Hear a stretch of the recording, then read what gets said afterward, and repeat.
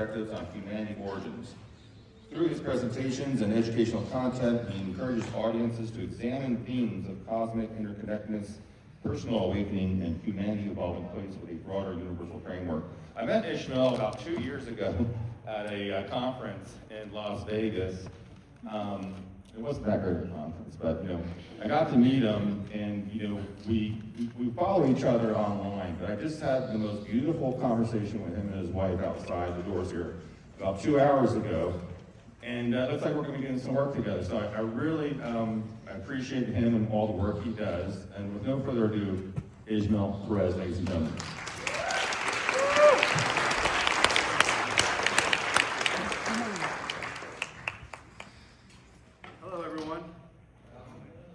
Welcome.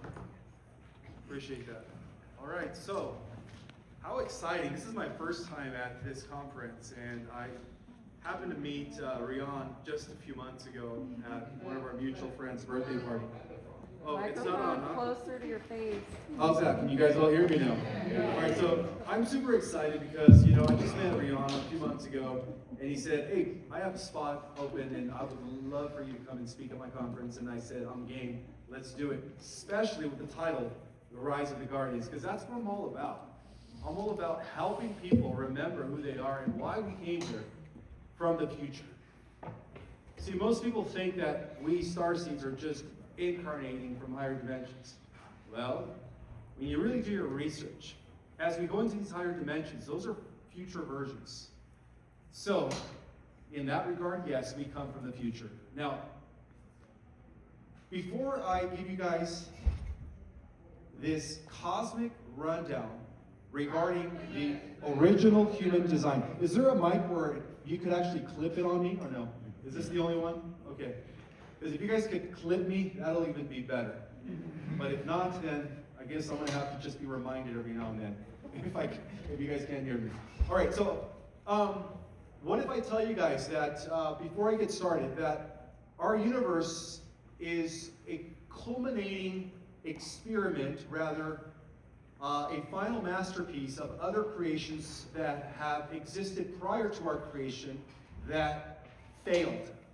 Yes, I know. A lot of people think that we're just one universe, and if you ask conventional science, they tell you before our universe there was nothing, which is a bunch of BS. The truth of the matter is that our universe is one of many universes. And we're dealing with eternity here. Okay, we're dealing with eternity. There's about 10 new universes that are being born each day as I speak. And a lot of this is being covered up by the mainstream scientific community. So I would like to give you guys a rundown on these other creations. Now, because our universe is so vast, everything has to be well organized. So our Earth is part of a system consisting of about 52 solar systems, 600 to 900 worlds. So within that system, we are planetary 606, belonging to the 24th system. And in turn, our system with about 100,000 other systems make up a constellation council or body. So in terms of constellations, our system is part of the constellation of Sirius, or what we called the trinary star system. So we're part of the 70th constellation.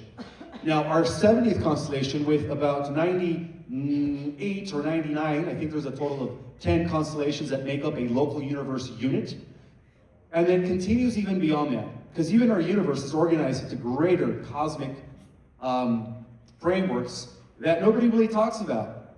So our local universe, number 84, within the grand organization of the cosmos, is organized into the cosmic minor sector of Ansra, which is cosmic minor sector number 5 out of 100. There's about 100 minor cosmic sectors.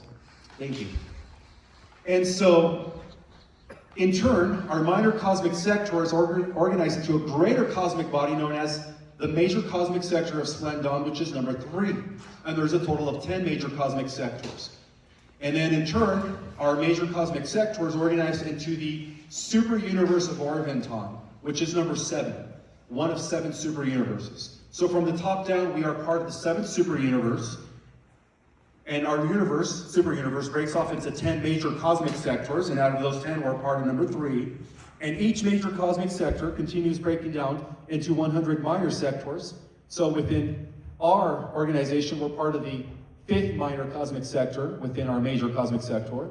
And then finally, within our minor cosmic sector, we are universe number 84. And then furthermore, within our universe, we are constellation number 70 out of 100. And then within that, we are system 24. And then, of course, Earth is planetary 606, with Mars being 607, Jupiter being 608. Everything's well organized. Okay. With that having been said, now, some of you guys are thinking, where does Ishmael get all this information? I can read some minds. Well, first and foremost, guys, I am a self-proclaimed cosmic ambassador. I am part of a hybrid program, like many of you are. And I was born with genetics that have been installed in my genome when my mother had me in her womb. So I have a lot of ET genetics in me. And as a result of that, I'm able to access cosmic information, intergalactic records. And this is the reason why I, have access to a lot of this information. Now, there is scientific evidence that is supported by the Advanced Contact of Intelligent Organization, which is the depository of the secret space programs. I don't know if you guys ever heard of Dr. Neruda, but he defected from the organization, right? It's very compartmentalized at the highest levels. We have the Cordium group that works with, of course, the Labyrinth group, which is a group of aliens. So even within this Advanced Contact of Intelligent Organizations, they have well documented how the Earth is planetary 606, organized within the 24th system, and in turn organized within the 70th constellation, all the way to the super universe segment that we belong to. So that part is verifiable through, of course, the Advanced Contact of Intelligent Organization, for short ACIO. All right, let me take you guys back in time, explaining the different failed experiments before the human design. So, the human project. And again, a lot of this information was extracted from the intergalactic records. And let's see if I'm going forward or backward here.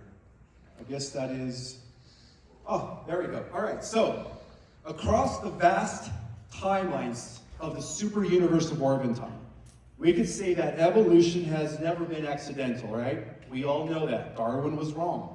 Civilizations obviously don't arise just through chance or mutation or environmental pressures. There's always intelligent design, even within these other creations that existed prior to our universe. So instead what ended up happening here is that these higher cosmic orders that are literally just experimenting within these simulations. I guess I could say this, that everything under the 12D is a simulation, right? Once you get to 10D, 11D, you start getting to the points where it's the beginning line, the demarcation between eternity and, of course, the finite systems, which is what we call the simulations. So the higher cosmic orders that are referred to as the guardian records, who hold the guardian records, the architect races, known by multiple names, have apparently engaged in this deliberate experiment with, of course, prior creations that failed. So, the cultivation of species, we could say, that are capable of housing ever greater levels of consciousness was the primary design. And again, they had to experiment before getting to that masterpiece. And I will go over some of the experiments in a little bit. And this is a species that was designed to not only integrate spirit and matter, right? Operate in physical and non-physical realities, but also develop a great level of consciousness rooted in power, but integrated with, of course, emotional and ethical, we could say, morality, okay? So there needed to be a balance. And ultimately, of course, aligned with source. So that was the original intent of creating what they called the perfected being. And so this experiment unfolded over hundreds of billions of years. In fact, it was carried over from other universes. For those that are familiar with my work, we are part of the 12th creation. There's been 11 other creations prior to this creation. And so in some attempts, of course, succeeded temporarily, others collapsed catastrophically. Sorry, there's certain words that I can't pronounce, but it's okay. But they all contributed data to this ongoing refinement process whose ultimate goal was to create a co-creative species that would be not only sovereign unto themselves, but operating in coherence with source. Okay, that was the original plan. And so some of these earliest advanced species were designed for raw capability because of the fact that some of these universes were very harsh. You know, even our universe is a design based on other universes that just didn't fit the proper parameters within the laws of physics. And so some of these earlier advanced species were designed for raw capability based on these other universes that were created for them to exist in. But unfortunately, these beings possessed immense physical strength. They had extended lifespans and, of course, advanced technological aptitude. But the problem was that they were, of course, failing to integrate the emotional aspect of life, empathy, being able to connect with other species. Okay, so they evolved into tyrants. And so these were some of the original creations that took place in other universes. And I'm sure a lot of you guys have heard of where is it? Am I going backwards? I don't even know if this is correct. Okay, there we go. There we go.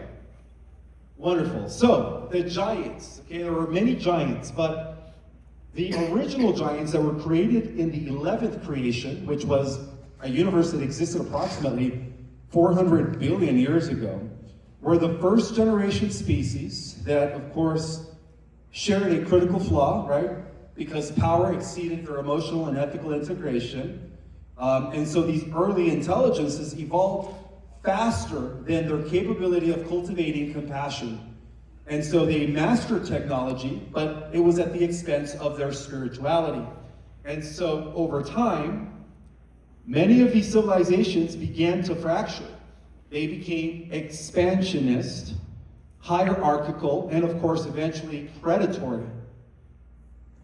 And so some of the earlier galactic wars that took place in these other universes, and we're not talking about the Lyran or Orion wars that took place in our universe, we're talking about these other universes where these first experiments took place.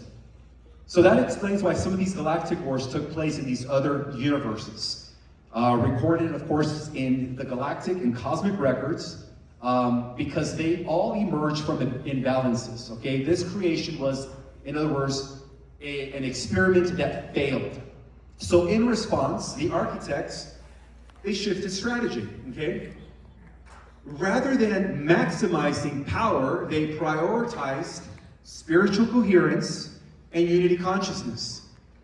Well, this new species became deeply telepathic, emotionally harmonious, and highly attuned to source fields. And when it came to this new species, conflict was very, very minimal. I guess I should go to the next page. There we go. Is that it? Let's just leave it there. All right, so they became extremely spiritual, and so they also had some new limitations as a result of not integrating with physicality. All right, these beings struggled with density, adversity, and unpredictability.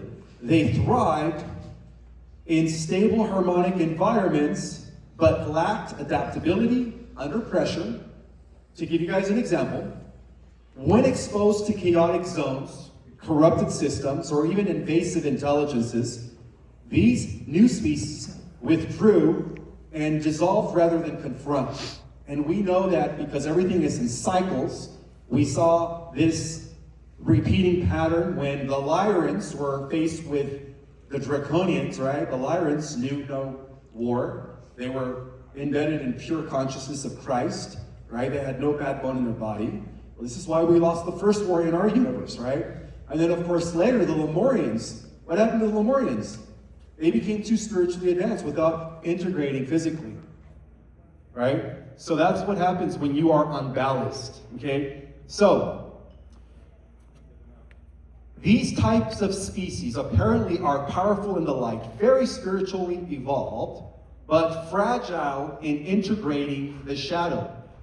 So by this stage, the guardian councils identified the fundamental challenge, and that is that true power requires the integration of polarity, spirituality with physical integration, with shadow work, with learning how to integrate the shadow, right? So, a super powerful species could not be purely physical nor purely spiritual. It had to become a species that was capable of operating in physicality, right? Which is the true meaning of ascension, the integration of spirit and matter. Most people think ascension is withdrawing from the physical experience. No, it's not. It's about integrating our physical experience or our spirituality into our physical experience, by the way. So, a super powerful species could not be purely physical nor non-purely spiritual. It had to be both. Capable of operating without losing memory, capable of experiencing individuality without collapsing into ego, being able to wield power for the sake of protection without becoming tyrannical, and most importantly, enter darkness without becoming it. Well, prior to that, no existing species could fully embody this balance within the earlier stages of universal creations. So by design, parameters changed completely.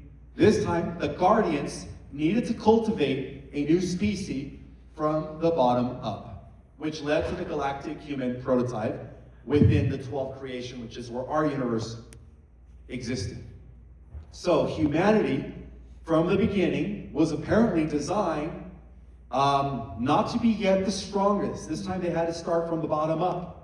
Okay, and this explains the original human prototype, the Terranusian Orphan race, which are our real ancestors, by the way. So humanity was not designed to be the toughest yet, or the most psychic, right? They had to evolve them. This time, the guardians, based on prior experiments that failed, they had to grassroots, evolve them from the bottom, right? With a capacity of becoming like gods, but yet they had to first learn the process of integration.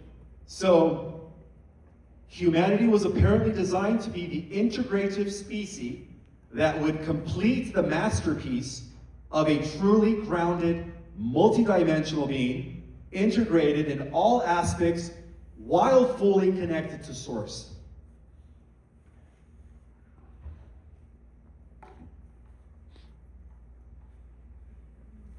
The human genome was engineered. The human genome was engineered as a composite vessel, incorporating genetics and consciousness templates from multiple universes. See, some people talk about, oh yes, we are the culmination of 22 different genetic experiments within our galaxy. Well, no, the human design has been in effect even prior to the creation of this universe. So, because of that, humanity is prophesied to become a truly grounded, multidimensional being, integrating all aspects while fully connected to Source. And this explains why all the other races covet us, yet at the same time fear us when we begin to use our full capacity. So, the human genome was apparently engineered as a composite vessel, incorporating genetics and consciousness templates from multiple universes, star lineages, galactic and universal lineages, each contributing distinct attributes. And the distinct attributes are emotional depth and empathy. How can we relate to others without having emotional intelligence? It is impossible. Also, creative imagination, and moral discernment and of course, adaptive intelligences. Not to mention multidimensional perception, individual identity alongside collective awareness. So as we move up into the sixth dimension, right, we become part of the social memory complex. Well, the beauty of it all is that we don't lose our individuality as we become part of this social memory complex. It's very similar to how quantum physics describes a particle, right? It could be both a particle and a wave, or a photon rather, a particle and a wave. Well, what if I tell you guys that we are also particle and wave? We just don't really know about the wave aspect of ourselves. Well, that's part of the social memory complex. That's when we begin to synthesize in a symbiotic relationship with all living beings, one another, and of course all living things like the planet, star systems, and so on and so forth, while maintaining our individuality. Okay, so this is why humans can fall so low and rise so high when you really think about it. And Earth was, of course, selected in order to perfect this experience. And a lot of that has to do with Earth being the most hardest realm to be in. Would you all agree, right? It is the hardest reality to experience in all of creation. Well, there was a reason why Earth is the final testing ground for this experiment. And from what I understand, we're not failing this time. We're not. So, thank you. So dense gravity, it's all part of the design. Biological vulnerability, emotional intensity, and rapid environmental change created the perfect crucible for us to become the ultimate masterpiece within the super universe of orb and time. So a species that could actually awaken here in these hardest layers that we call the most densest, under oppression, suppression, amnesia, and of course artificial imitation, would be capable of functioning anywhere in the cosmos. So that means is that if we don't exit due to the pressure here on this density, right? If we persevere to the end, that's going to go well in our cosmic resume, by the way. But yeah, that's why we're here. So, in essence, guys, Earth was never meant to be easy. And this is why the strongest souls took the call. All of you. Human DNA was designed not as a closed biological script, but as a modular operating system. Most of its functions were intentionally placed into dormant states, activatable only through consciousness alignment rather than external control. This ensured one thing above all else, and that is that no one could steal humanity's power by choice. And let me tell you, a lot of these coveted races tried, explaining some of these unauthorized genetic experiments. Well, only self-awareness, coherence, and even sovereign choice could unlock the higher capacities. And this is why all of the attempts by the fallen functions to hijack human DNA always failed long-term because of the fact that power without consent destabilizes the system.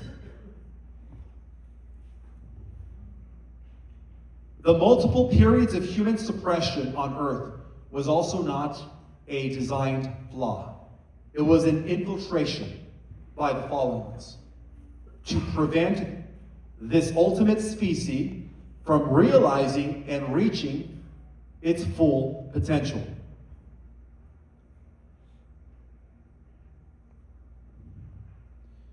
And this is the reason why inverted systems sought to harvest human creative energy while preventing full activation as a result. Why do you guys think they disconnected 10 strands of our DNA during Atlantean times? And that wasn't the only instance. This actually happened also about 50 million years ago And this also happened in Lyra. So, yeah, you know, we just don't have access to those records. But, yeah, they did this multiple times, fearing how powerful we would become. Okay, so memory was apparently fragmented in these prior ages. Fear was weaponized, right? They threw us in some sort of a timeline loop that was superimposed. And so, believe it or not, from a higher level of reality, because some people say, why did God allow Lucifer to do his thing? Why did God allow the infiltration of Atlantis? Why? Sometimes we have to understand that there is a bigger design at hand here. So believe it or not, yet even this infiltration served the experiment. Because now we're going to be 100 times more powerful. And they didn't know that though then. Because the human template was tested under the most extreme conditions imaginable, and it survived. And we're still here.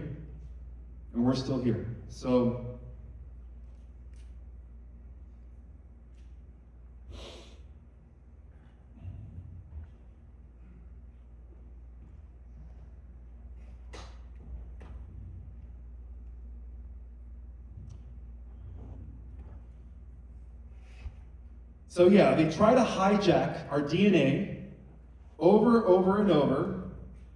The last attempt being during the times of Atlantis.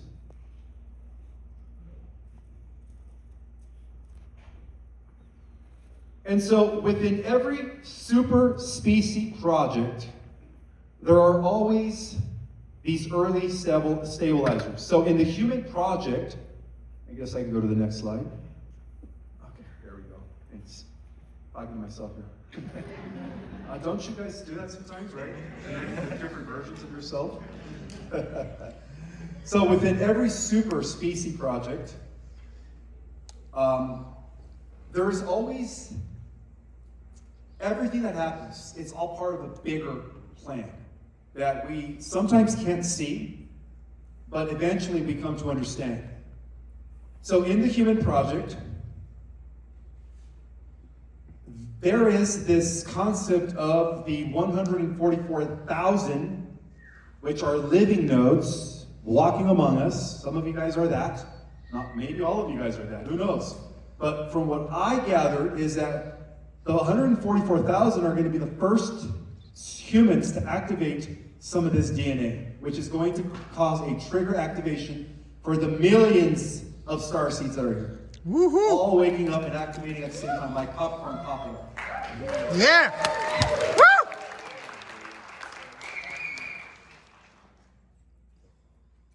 And these 144,000 living nodes are souls whose genetic and energetic architecture remain compatible with the original Orphan template across every incarnation. So they are now what is known as the frequency keepers. And so their awakening demonstrates that the human system functions as intended. Once coherence is reached, and I believe that it's happening through a lot of your work, as these nodal points, the activation will spread naturally across the entire planet. Now, this brings me to the next point. I think I'm a little late here with my slides. All right, so the next point is the appearance of Three-Eye Atlas. I'm sure everyone here is aware of, it was all over the internet, right, since last July. Well, what if I tell you guys that Three-Eye Atlas signaled the final activation phase of the human experiment, contrary to what others have said about Three-Eye Atlas. Three-Eye Atlas is us from a future point of 300,000 years into the future. It is us coming from Aurelius Prime, which is a planet that is revolving around the star system of Sagittarius A. And that explains why their trajectory came from the center of the galaxy. It is a future version of us coming from a Type 3 civilization, 300,000 years from now, back into the what we called this moment in time, in order to secure the positive organic timeline. And it was never here to intervene, right, or rescue. No, in fact, they were here to signal the activation process that is now available to everyone. So humanity has apparently reached the threshold where internal activation can proceed without external domination. The species is now ready to be trusted with its own power. And this has never happened before at this scale in the history of the multiverse. And this is why the human experiment is the most cherished and guarded masterpiece of the entire cosmos.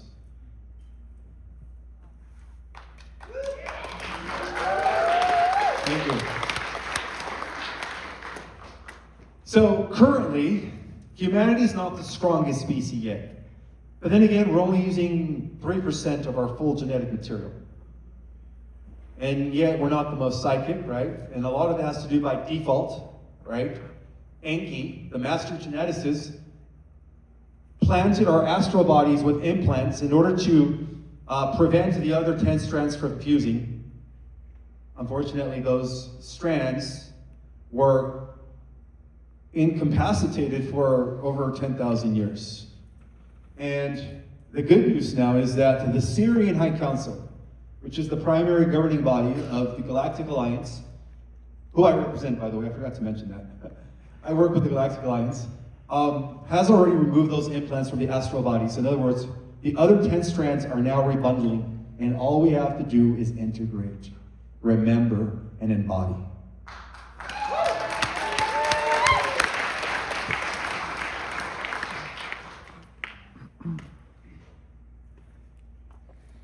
So overall, humanity in its current state, especially as we transition into Homo luminous, Homo galactus, metahuman, we are the only species within the entire super universe of Orventon, and that's the reason why I needed to break down the cosmic organization structure, capable of integrating light and shadow. In other words, we are the ones that are collapsing the polarity duality, and as a result of that, guess what? We will be bringing peace to the entire cosmos.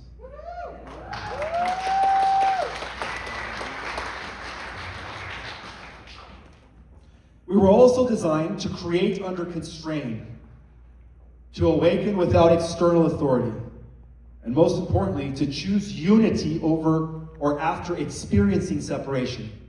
And that's what's happening right now. We are bringing back unity consciousness.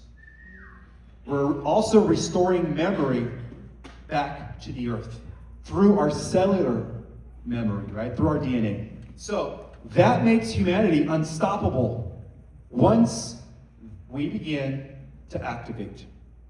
So becoming superhuman, which is what I've been calling the next stage of organic natural evolution, as opposed to transhumanism, which is the path of the Antichrist, by the way. For those who have been following my work, many species have failed within the history of the cosmos because of integrating with technology, of becoming cyborgs, of, eliminating their emotional body, their sex organs, and reproducing through technology, right? Like the Greys. Well, after a while, they lose their connection to source. Well, do you guys think that the Greys, who, by the way, were once human from planet Apex, they were once human from planet Apex. Their original name were the Apexians.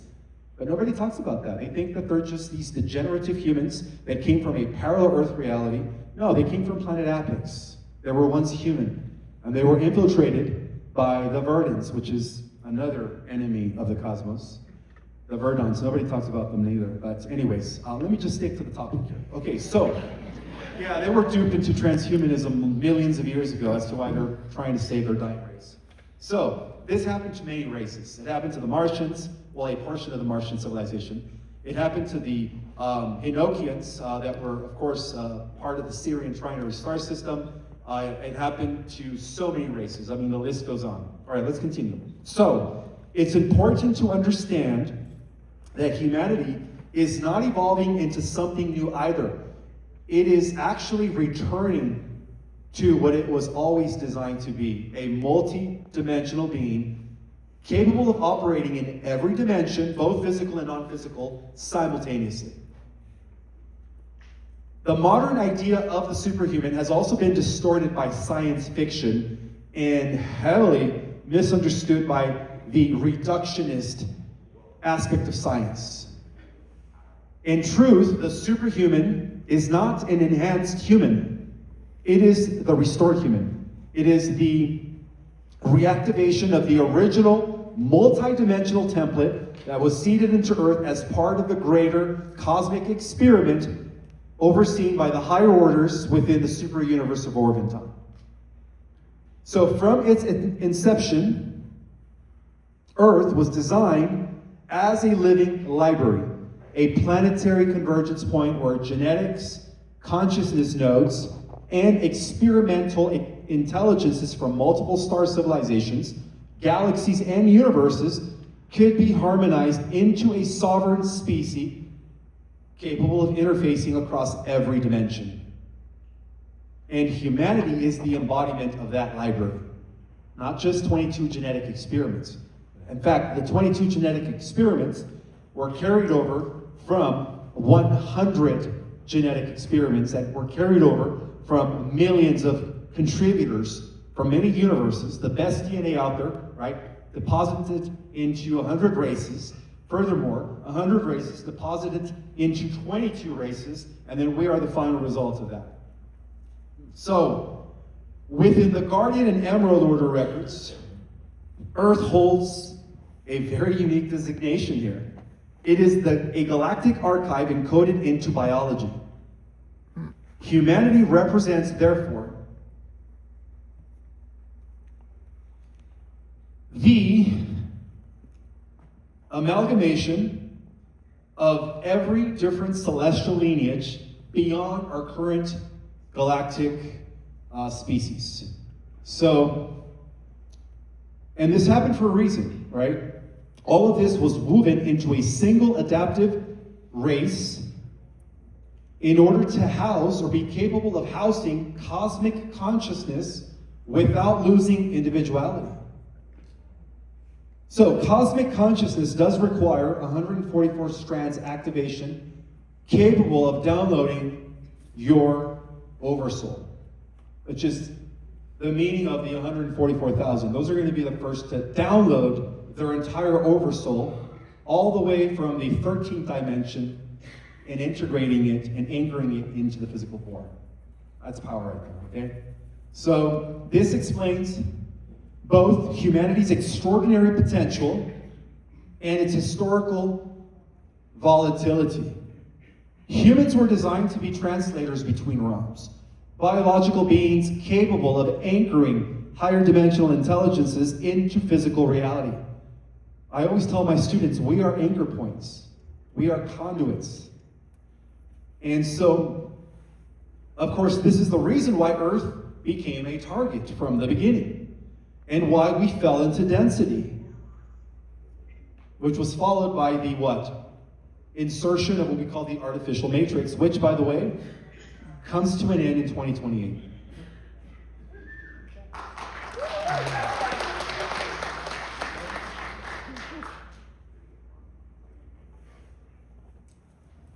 Ancient records across suppressed ancient cultures described a contraction of human awareness that was often symbolized as a fall, according to every religious record. But within the cosmology of my book, Our Cosmic Origin, this was not a moral failure, but a hostile takeover of the planetary operating system. In other words, the original crystalline grid, which is alive and very alive, connected to all living things on Earth and the universe, by the way. This original crystalline grid, which is an organic network that connected humanity directly to source, was hijacked. And so as a result, an artificial control matrix was superimposed, which further what? Continued fragmenting consciousness, suppressing memory, and blocking DNA expression. Humanity was reduced to operating on a fraction of its original bandwidth. So what modern science labels junk DNA is in truth divine dormant intelligences. That's what it is, divine dormant intelligence. I'm a little late here, but it's okay. With the slides, that is. So this divine dormant intelligence, vast sections of the human blueprint was placed into dormancy in order to prevent the full activation under inverted systems of control. Now, this doesn't mean that humanity lost its power. It was just placed into stasis, okay?